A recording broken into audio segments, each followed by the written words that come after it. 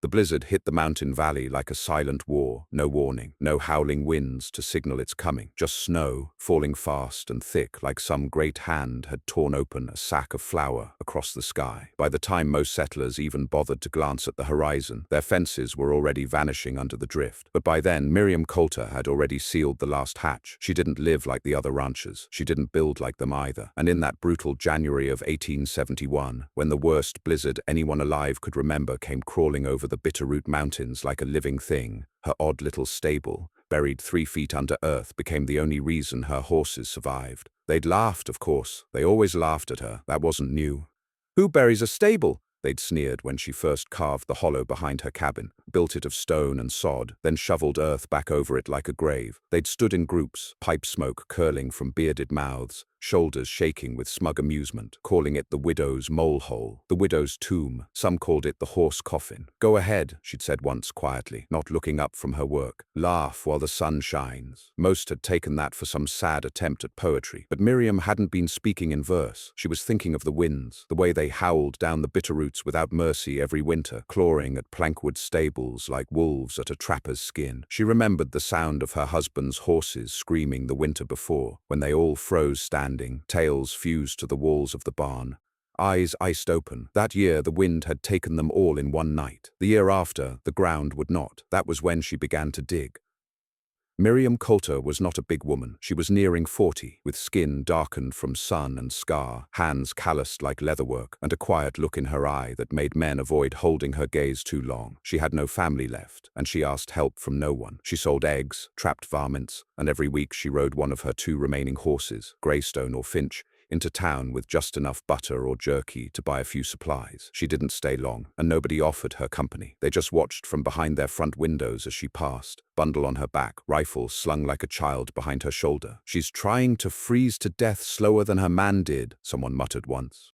But no one said that to her face, because when Miriam built that buried stable, she didn't build it like a grieving widow. She built it like a survivor preparing for war. She started that summer and she built it with her bare hands. There were no neighbors helping, no crews, no town boys eager for coins. Just Miriam, her shovel, and an old draft horse named Greystone dragging timbers uphill while flies buzzed around her sweat. She dug the stable low, into the slope behind her cabin where the earth curved like the back of a spoon. The soil there was dense, clay-heavy, and took weeks to break apart. But she worked day by day, one sunburnt armful at a time, cutting deep until she'd hollowed a long rectangular pit wide enough for 4 horses. Then she built the walls up with thick pine beams and braced the ceiling with salvaged rafters from her husband's old wagon barn. Above that she laid sod, layer after layer, then shoveled the dirt back in. She carved 2 narrow ventilation shafts through old stovepipes and sealed them with wire mesh. The result was nothing like a stable anyone had ever seen. It was more like a cellar, a long, warm, earthen box hidden beneath the earth, low, windproof, sun-cooled in summer, heat-trapping in winter. The only visible part above ground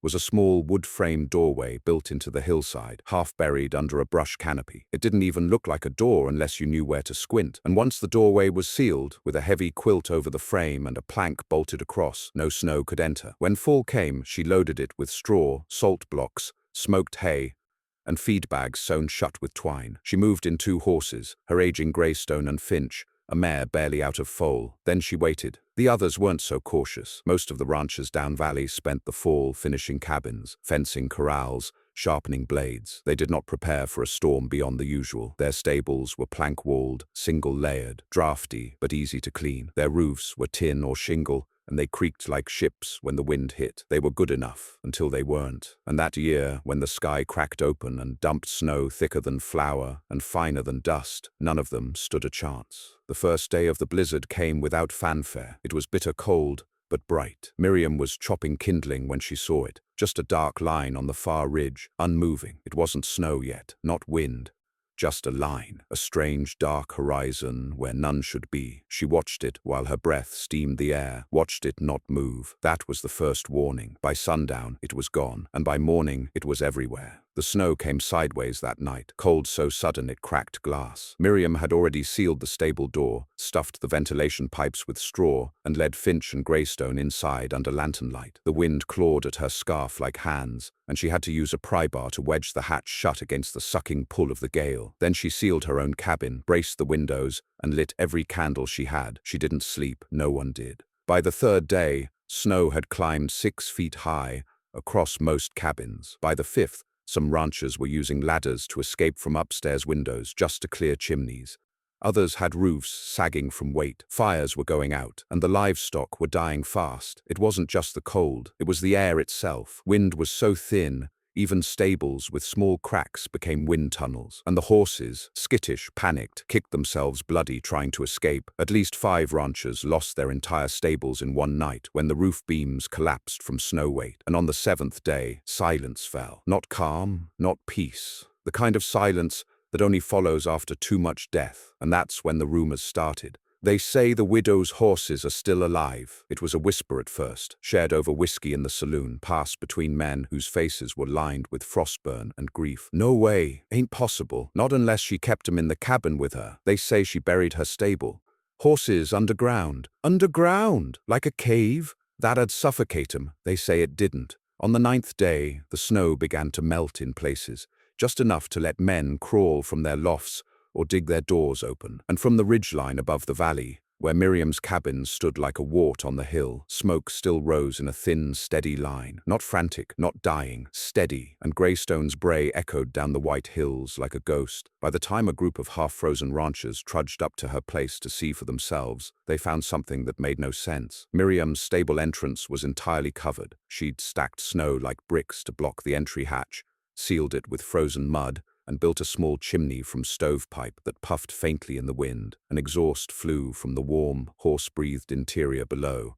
She didn't answer their calls, so they stood, half shivering, staring at the small pipe like it was some kind of witch's charm. Below their feet, under 3 feet of packed earth and snow, were 2 living horses, warm, safe, breathing, while over 100 others in the valley had frozen to death standing. And Miriam never said a word. She just watched them from her window and let them wonder how she'd known. They didn't knock on her door, not the first time. They just stood out there in the snow, a cluster of half-starved, frostbit men, shifting awkwardly with their hats in their hands and boots buried to the shins in drift. None of them had spoken to Miriam Coulter since her husband died. Most hadn't even looked her in the eye in years. She didn't make it easy. But now, 10 days into a storm that had taken down entire roofs and left grown men sobbing in their empty barns, they found themselves unable to leave her hill, just standing there, staring at a chimney pipe that smoked when theirs had all gone cold. The blizzard had eased for the moment, wind trailing off into something like silence. The snow had a crust now, thick enough to walk across if you stepped light. Miriam's tracks were the only ones on the slope. She'd come out earlier with a pail of water and a hatchet, checked the chimney pipe above the buried stable, and disappeared again. They'd watched her from below like schoolboys watching a ghost, and when she didn't acknowledge them, didn't wave, didn't speak, they simply turned and trudged back down the ridge, eyes down, not sure what to make of it. But word spread fast. By evening,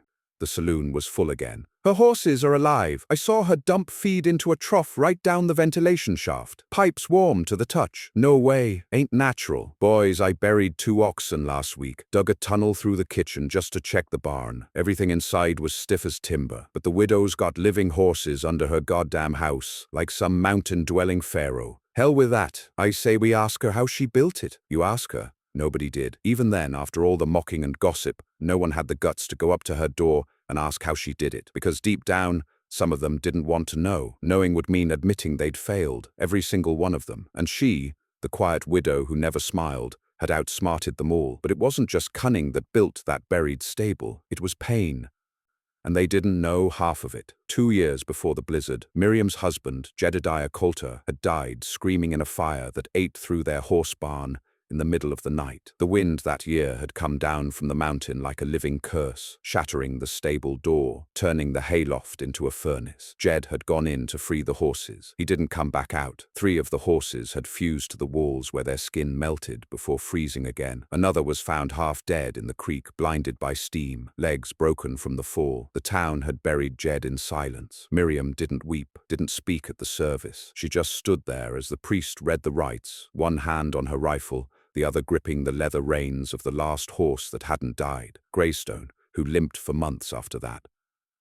And when spring came, she started digging. People didn't understand her silence. They mistook it for grief or madness, or maybe some mixture of both. They didn't see it for what it really was: clarity, the kind of clarity that only comes after you've lost everything, the kind that sharpens the edges of your soul like whetstone on steel. While others built their stables up, she went down. While they braced their roofs, she reinforced her floor. While they swept their porches, she cleared soil by the handful, every sunrise spent covered in sweat. Her fingers blistered raw from lifting logs and dragging stones. She knew what was coming, because she'd already lived through a worse storm, the one no one else had noticed. After the rumors spread that her horses had survived, a few men sent their wives to ask her quietly if they might purchase some of her hay or oats. Miriam didn't answer the door. One woman left a note. It was never picked up. Another left coins in a jar. They sat there until the thaw. No one dared knock. But come the end of January, when the second wave of the blizzard swept in, fiercer, darker, and somehow colder than the first, the town stopped caring whether she answered or not, because now it wasn't about pride, it was about survival. This time, it didn't start with snow. It started with cold, the kind of cold that made nails pop out of timber, that made wet ropes crack in half, that made breath freeze to your lips the moment you stepped outside. Children cried in their sleep, chickens froze to the roost, doors warped from the ice and had to be broken down just to get out.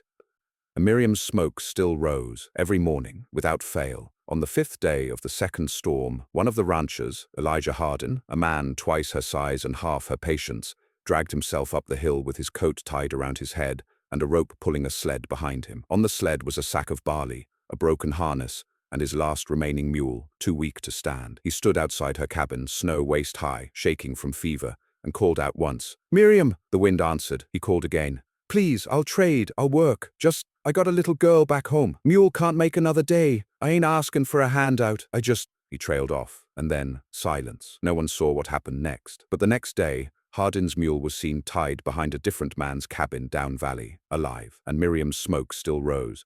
After that, nobody questioned the buried stable. Not anymore. They started calling it the Hold, not in mockery now, in awe, a place where the storm hadn't reached, where horses still breathed, where warmth still existed. Then came the thaw. It didn't arrive gently. It burst. The ice melted like wax under flame, releasing everything it had buried. Dead cattle began to surface, stiff-legged and bloated. Fences snapped apart under the weight of runoff. Streams rose into creeks, creeks into rivers, and rivers into floodwaters. But Miriam's land was on the slope. Her trench drains had held. Her stable had not flooded. And when she finally opened the hatch, smoke puffed out in a quiet sigh. Inside, Finch nuzzled her hand. Greystone snorted like he'd never seen the sun. And when the horses stepped out of the earth like Lazarus from the tomb, the whole valley went quiet, even the wind. It was Elias Tomlin who finally broke the silence. Days later, in a town meeting half-filled with frostbit survivors, and men still bruised from digging livestock graves. "I say we ask her," he said simply. "Ask her what?" came the murmur. "How she built it? And why?" That last one lingered. Why? They didn't know the half of it. They didn't know that Miriam had buried more than a stable. She'd buried memories, buried screams, buried fire. The stable wasn't just warmth or shelter, it was defiance. It was her refusal to let the world take from her again what it already had. Her refusal to stand in a snow-choked field and scream into the night for something that would never come back. So she built down. And when the blizzard came, she didn't run. She descended, and she waited.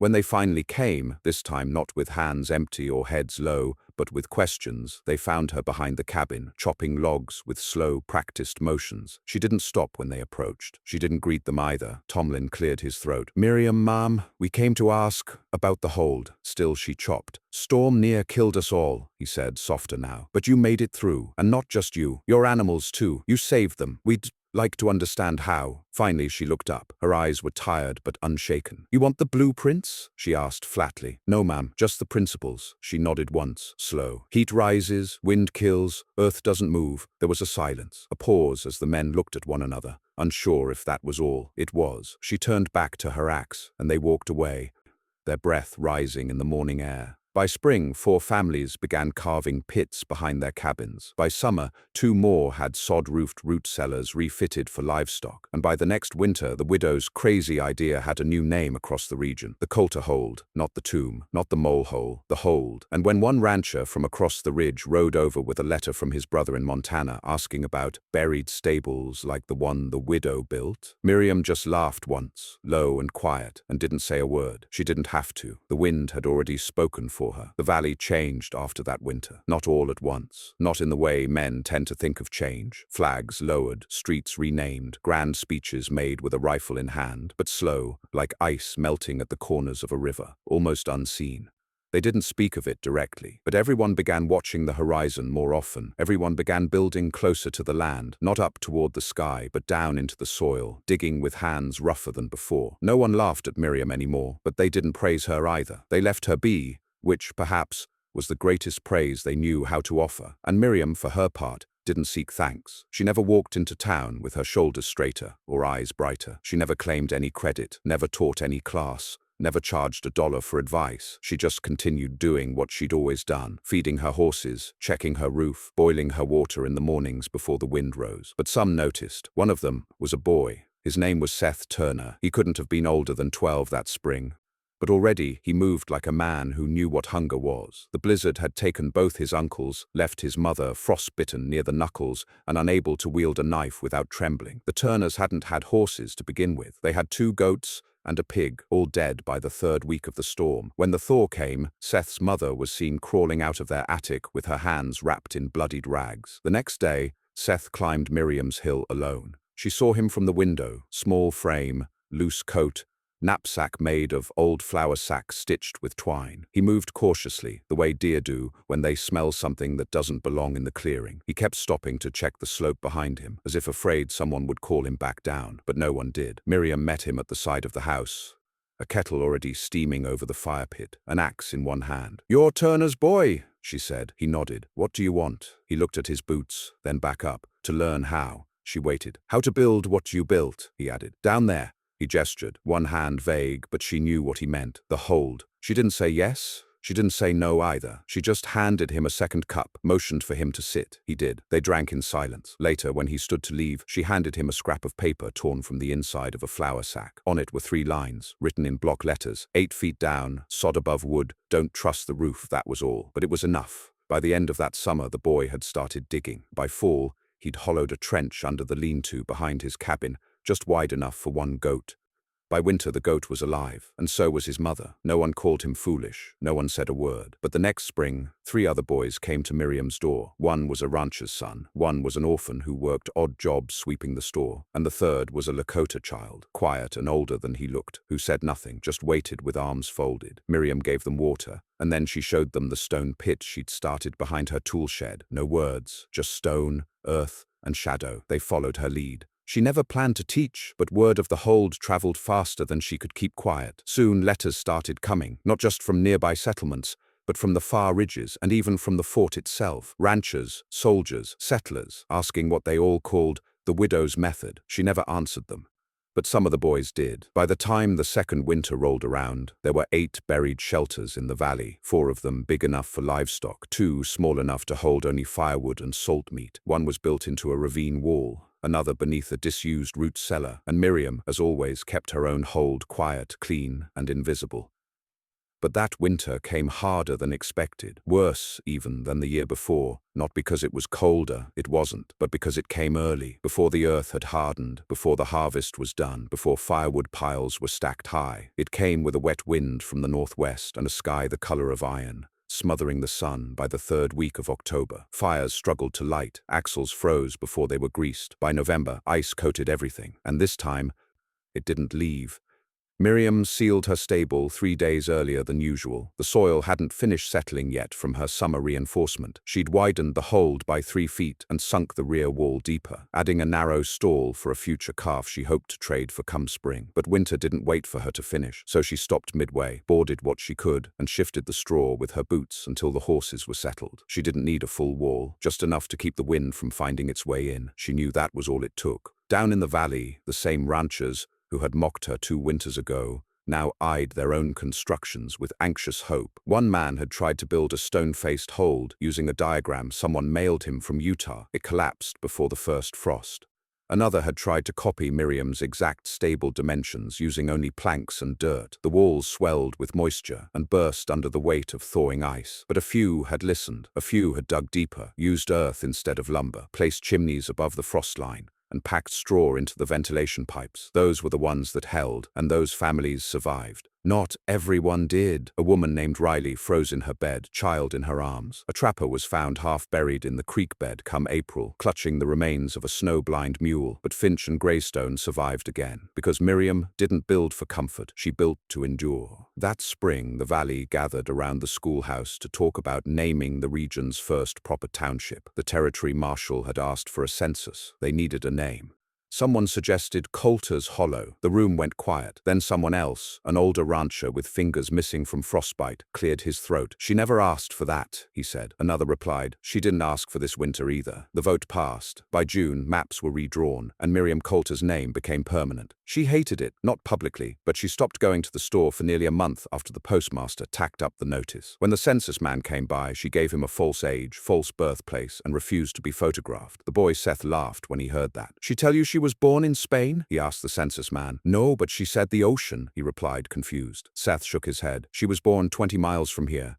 Her daddy used to sell bridles to cavalry scouts." But Miriam never corrected it. She liked being forgotten. Let the name stay on the maps if it had to, but not her story, not the why. But some remembered. One night in July, a trader came through the valley and offered Miriam 2 horses and a wagon for the blueprints to her hold. She refused. A week later, a man from Fort Sutter arrived with a hand-painted diagram, asking if she'd certify it for a military quartermaster. She refused that too, said the roofline was wrong. He asked what was wrong with it. She didn't answer, just closed the door. That fall, she invited Seth and the Lakota boy to help dig the new firewood trench behind her cabin. It was the first time she'd accepted help for anything in nearly 6 years. They dug all day. At sunset, she handed each a square of paper with 3 words written in pencil: frost, silence, earth. She didn't explain. They didn't ask. Later, Seth pinned his to the inside of his coat. He would carry it for the rest of his life. As the third winter crept in, slower this time, with long red sunsets and windless dawns, people in the valley began preparing not out of fear, but with discipline. The way soldiers check their weapons before battle, the way farmers stack their seed grain in spring. It had become a ritual now. The hold wasn't just a structure, it was a mindset, one rooted in humility, in silence,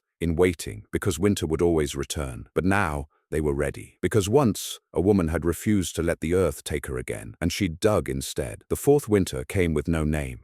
There was no newspaper that named it the Great Freeze of '74, no Eastern telegraph wire to label it a disaster. There was no army of journalists, no state relief funds, no army wagons of coal, just snow, just ice, just another year in the high valley, buried beneath grey skies and an indifference as old as the mountains themselves. But the settlers remembered it all the same, not because it was the deadliest, because it was the one that proved the buried way was not a trick or a miracle. It was survival, plain and unromantic, and this time no one in Coulter's Hollow waited until the snow fell before digging deep. By the end of October, 17 families had built holds of their own, and Miriam watched them all from her window. She was older now. The lines around her eyes had deepened, and her right knee gave her trouble when the wind blew from the east. Her long coat no longer fit the way it used to, and the rifle she carried was rarely loaded now, just habit. Her hands still moved with purpose, but slower, more deliberate. And when she woke in the mornings, it took a little longer to pull the pain out of her joints. But she was no weaker for it, only quieter and more alone. She no longer rode Greystone down to town. Finch was gone, died of colic the spring before, and Greystone too had started to limp. He spent most of his days dozing in the rear hold, resting beside a small she-goat Miriam had taken in after finding it half-starved on the ridge. She called it Maud. It followed her like a dog. Seth had moved off by then, downriver to start a school for orphans and half-blood children not welcome in the fort. He visited sometimes in spring, once in fall. He always brought biscuits wrapped in oilcloth. She never said thank you. The Lakota boy, whose name she never asked, had joined the Buffalo Soldiers as a scout. He left her a ring made of knotted silver wire, placed it quietly on her doorstep the day he left. She wore it on a string around her neck, so now it was just her hill, her stable, and her past. When the snow began to fall again, early and gentle that year, Miriam didn't rush. She moved with the same routine she always had, raked the chimney flue, checked the hinges, tightened the stones above the stable's ceiling braces. Not once did she mutter a prayer. Not once did she glance at the sky. She'd stopped believing the weather held meaning years ago. Storms didn't come because of sin. They came because that's what they did. But something different happened that year. Not with the wind, not with the snow, with the people. A girl showed up at her door. It was just after sunrise. The light was pale, filtered through ice fog. Miriam was chopping kindling when she saw the shape cresting the hill. A small figure, no taller than her chest, bundled in a too large coat with sleeves dragging in the snow. No sled, no pack, just walking, one foot in front of the other. Miriam didn't move, didn't wave. She waited. The girl stopped 10 feet from her porch. She didn't speak, didn't cry, just stood there, chest rising fast with breath, a long gash of dried blood on her cheek, and eyes rimmed in frost. Miriam stepped down. The axe stayed in her hand. "What's your name?" she asked. "Clara. You lost?" The girl shook her head. "No. They died." Miriam studied her for a moment. The girl couldn't have been more than 8. Pale skin, red nose, eyes too tired for her age. "How long you been walking?" The girl shrugged. "A while." Miriam motioned toward the cabin. "Come in." And just like that, the hollow grew by one more. Clara didn't speak much the first few days. She ate what was given, slept on the floor by the stove, watched everything. Miriam didn't ask questions. She knew the answers. You didn't get blood on your face in a valley like this without something gone wrong. Whether it was wolves, a collapsed chimney, or men drunk on grief, it didn't matter. The girl had survived. That was all that mattered. On the 4th morning, Clara stood beside the fire and asked, "Do you have a buried place?" Miriam didn't blink. "Yes. For horses? For horses, goats, and now a girl." Clara didn't smile, but she nodded, and that was enough. The snow thickened, the wind sharpened. Miriam showed Clara how to braid straw into draft stoppers, how to press mud into cracks before the frost set in, how to scatter ash over the snow to keep the chickens from freezing their feet, how to tell from the smoke if the fire had gone out too soon. The girl learned fast. She didn't flinch at work, didn't complain. At night, Miriam read to her from the old almanac pages her husband once collected. She skipped the parts about planting cycles and instead read aloud the names of stars. Clara didn't care if they were true. She just liked the sound of the names. Aldebaran, Capella, Bellatrix, names no one in the valley used anymore, but someone had written them down once, and that made them real enough. On the 10th day of snow, a sound woke Miriam just before dawn. Not wind, not thunder, a scream, far off, then another. She pulled her coat on with shaking fingers, stuffed a pistol in her belt, and opened the cabin door. White, just white, but then movement. A horse, not hers, a brown gelding, riderless, half-crazed, galloping down the ridge with lather frozen along its flanks. A rope still dragged from its saddle. Then another shape, a man stumbling, waving his arms, and falling. Miriam ran. Clara followed without asking. They reached him halfway down the slope, one of the new settlers from the eastern bluff, face blue, beard crusted with blood from a nosebleed that hadn't stopped. He was too cold to speak at first, just pointed back the way he came. 3 of them, he finally said, one still in the stable, one missing. His name was Barnes. He'd moved in 2 months before, wife and 2 boys, building fast, too fast, hadn't sealed the chimney pipe. It collapsed. Fire, then snow. One boy was still in the buried stall, if he was lucky. Miriam didn't hesitate. She grabbed her sled, strapped the ropes to Greystone's yoke, and loaded the man on top. Clara brought the oil lamp. They descended fast, through woods so white they felt like bones, wind clawing at their scarves. The barn was gone, just ash, ice, and snow-frozen boards. But the buried stable entrance was still there, barely, half collapsed. Miriam dug with her hands. Clara used a plank. They found the hatch under 4 feet of drift. It took 2 hours. When they pulled the door open, heat hit them in a sudden puff, wet, thick, steaming, and inside, coughing, dazed, covered in soot and straw, the boy. Alive. They didn't stay. They pulled him out, loaded him next to his father, and rode hard for town. The doctor was already at the schoolhouse treating frostbite from 3 others. Miriam didn't stop to speak, just dropped them and left. No one called after her. They knew better now. That night, Clara asked a question. "Why'd you dig your first stable like that?" Miriam didn't answer for a long time. Then, "Because no one came when I screamed." Silence. Clara nodded and said no more. By the end of that winter, There were 33 buried holds in Coulter's Hollow. 6 belonged to widows, 2 to orphans, and 1 to a man with no tongue, who built it all in silence. The blizzards still came, but they found fewer victims, and more doors that stayed shut. No one called Miriam a genius. No one asked to name anything else after her. They didn't write her into books or carve her into statues, but the method spread beyond the valley, beyond the territory, north into Dakota lands, south toward Arizona passes, west to Oregon homesteads perched on the edge of cliffs. They called them earth stables, Coulter rooms, mule holds, and always buried, always warm, always waiting. She never knew how far the method went. She didn't need to, because one quiet spring, Clara stood at the top of the hill, pack on her shoulders, and said, "I'm going." Miriam nodded. "You got a place?" "There's a school, for girls, far west." "You dig before snow?" "Yes, ma'am." A pause. Then Clara held out a small tin box. Inside, 3 folded papers. One was the first blueprint Miriam had ever drawn, copied by Clara in charcoal. One was the list of star names, and the last was a map. No towns, just dotted X's. Places she'd heard held, buried, warm, alive. Miriam said nothing, but she pressed her hand once to Clara's coat. The girl didn't flinch, and when she disappeared over the ridge, boots kicking up dust, where the snow had finally melted, Miriam sat on her porch for a long time, watching the smoke from the buried stable rise slow and steady into the sky. Still warm, still waiting, still there. Years passed, quietly at first, like frost creeping up the inside of a window pane. The kind of years that settle into a valley rather than announce themselves. The snow still came, but not always as brutal. The winters stayed long, the air still thin and cutting, but the people changed, or rather, they hardened. And the woman who started it all grew older. Miriam Coulter, now nearly 60 by most guesses, though no one ever dared ask, had begun to move slower. The hill up to her cabin seemed steeper each season. She no longer split logs with a single stroke, but leaned her weight into every blow. Her coat frayed, her joints stiffened. Her eyes, though sharp, now squinted more often against a sun that hadn't bothered her for decades. Still, her chimney smoked every morning. Still, her stable held. Still, she was alone. One spring, Seth returned. He looked like a man now, shoulders wide, a beard across his jawline, hands cracked from work that didn't soften in cities. He brought a mule and a letter from the west. He handed both to Miriam without a word. She took them, nodded once, and poured him tea. Later that night, he leaned back on her porch beside her, both watching the slope in silence.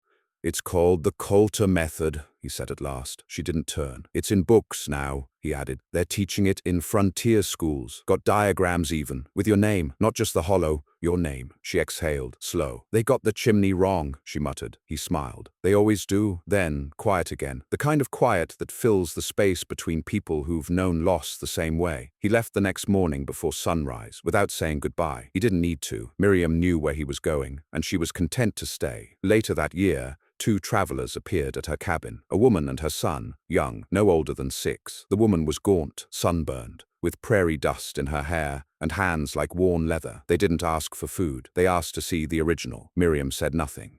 But she led them behind her cabin, down the short slope to the earth-covered door, pulled the latch aside, and pushed it open. Inside, the old stones were cool to the touch. The straw was packed and dry. The goats were gone, long since traded. But Greystone's empty stall remained swept and clean, a small cloth folded on the corner beam. The woman stepped in slowly, like a church. Her son crouched, touched the dirt wall, and whispered, "It's warm." They stayed for hours. Then they left. No names. But Miriam watched them go from her window, and that night she drew a new diagram on a scrap of hide. She didn't know who would find it, but she left it rolled in the stall all the same. The next few winters blurred together. There were still storms, still broken fences, still frozen boots and panicked nights when the wind screamed like something alive, but fewer deaths, fewer collapsed barns, fewer animals lost to the cold. The town had grown. The hollow, once a scattered series of cabins and cattle pens, now had a name etched in railway maps and mail routes. A church had gone up, then a schoolhouse, then a mercantile with windows made of real glass. And still her cabin remained unchanged. They called it the first place, the original, the widow's house, but few came up the hill anymore. Not because they didn't respect her, because they did. Too much to disturb her.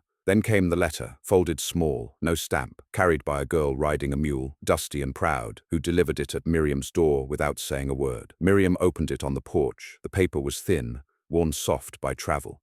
It read, "I built mine beneath the ash tree. Wind hasn't touched it once. The goats sleep through snow now, and the baby is warm. Thank you." Miriam read it twice. Then she leaned back in her chair, eyes closed, letting the sound of the breeze through the pine branches tell her everything else she needed to hear. Her death came in spring, softly, the way snow melts before you even notice. They found her in the chair, legs stretched, a thin blanket across her lap. The morning sun had reached her face. Her hands were still, resting on a sketch she'd been working on, lines drawn on the back of a flour sack. It showed a new kind of chimney, one angled to catch the rising warmth, something she'd meant to test the next winter. The people of the hollow gathered in silence. There was no preacher, there was no coffin.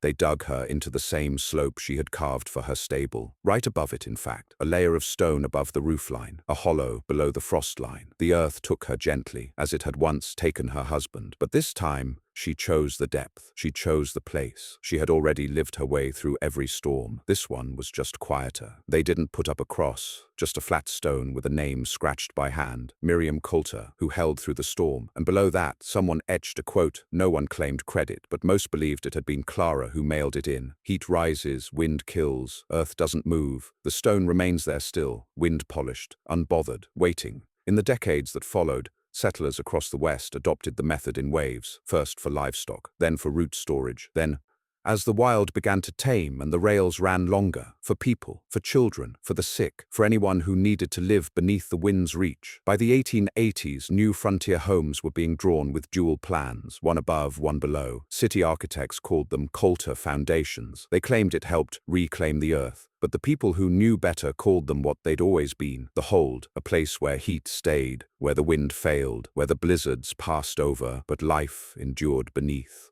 Some years later, in a cold town in Utah, a man with no fingers and a half-burned face taught a group of boys how to seal a stable trench with earth and clay. He never said where he learned it, but a scrap of paper hung in his workroom above the stove. It said only, "Don't trust the roof." Farther south, in a new orphanage built with walls 3 feet thick and an underground sleeping room for winter, a brass plaque was mounted near the entry. It read, "In memory of Miriam Coulter, who buried warmth and found life. No one in the building ever let the fire go out." And in a tiny farmstead high in the Colorado foothills, where storms still howled like beasts and frost could snap a bone overnight, a child once pointed to the wind-carved hill behind their home and asked, "Who lives under there?" The mother answered, "The goats." The child shook their head. "No, I meant the warm lady." And the mother said nothing, just smiled and let the silence hold. Because in some places the story still walks like breath in cold air, not loud, not proud, but steady, buried beneath, waiting and warm.